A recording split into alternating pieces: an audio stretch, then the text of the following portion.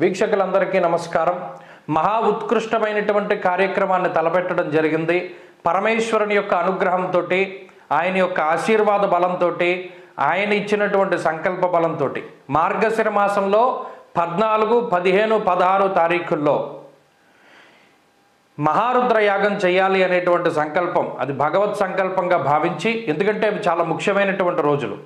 14వ తారీఖు దత్త జయంతి, 15వ తారీఖు పౌర్ణమి, 16వ తారీఖు ఆరుద్ర నక్షత్రం సోమవారం కలిసి వచ్చింది. అది శివముక్కోటి అంటారు. చాలా విశేషమైనటువంటి రోజులు 3 రోజులు. ఈ 3 రోజుల్లోనూ మొట్టమొదటి రోజు అంటే దత్త జయంతి కాబట్టి ఎవరికైనా పిల్లల్లో ఆటిజం ఉన్న వాళ్ళు ఉంటారు, సంతానం లేని వాళ్ళు ఉంటారు, సంతాన అభ్యున్నతి, చదువు రావాలి, ఉన్నతమైనటువంటి స్థాయికి వెళ్ళాలి, కాంపిటేటివ్ ఎగ్జామ్స్లో మంచిగా పాస్ అవ్వాలి, ఇటువంటి దృక్పథం ఉన్న వాళ్ళు ఉంటారు. అటువంటి వాళ్ళ కోసమని మొట్టమొదటి రోజు ఎలాగో యాగం ప్రారంభంలో గణపతి హోమం చేస్తారు, రుద్రహోమం ఎలాగో జరుగుతూ ఉంటుంది. దాంతో పాటుగా దత్త హోమము, మేధా దక్షిణామూర్తి హోమం అది ప్రారంభ రోజున చేస్తారు.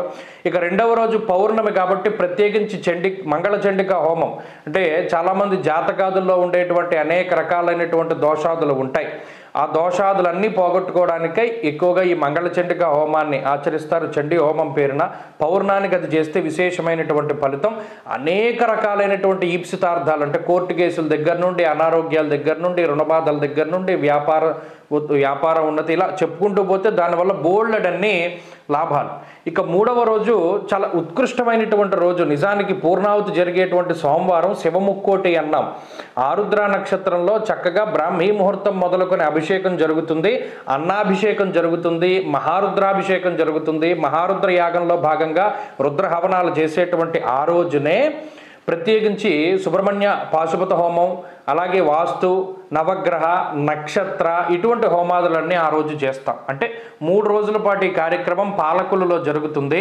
అందువల్ల ఎవరైనా ఈ కార్యక్రమానికి చక్కగా ధార్మికంగా కొంత సహాయాన్ని అందించేటువంటి వారు ఎవరైనా సరే అందించవచ్చును. దీంట్లో ప్రత్యక్షంగా పరోక్షంగా కూడా పాల్గొనవచ్చును. కాబట్టి ఎవరైనా దీని గురించి ఏదైనా తెలుసుకోవాలి అనుకుంటే ఈ కింద డిస్ప్లే అవుతున్నటువంటి నెంబర్కి ఫోన్ చేసి కనుక్కోండి. అన్ని విషయాలు కూడా కూలంకషంగా చెప్తారు. ఇటువంటి మహా ఉత్కృష్టమైనటువంటి రోజులు 3 రోజులను ఎవ్వరూ కూడా మిస్ కాకండి. చక్కగా మనం గతంలో మహారుద్రం చేసాం, మీరు అందరూ చూశారు, ఎంతో చక్కగా జరిగింది. గత సంవత్సరం కొవ్వూరులో చేసాం, ఈ సంవత్సరము వెంకటాపురం అనే గ్రామంలో చేసాం. కాబట్టి ఈసారి చేసేటువంటి దేవస్థానం చాలా గొప్పది.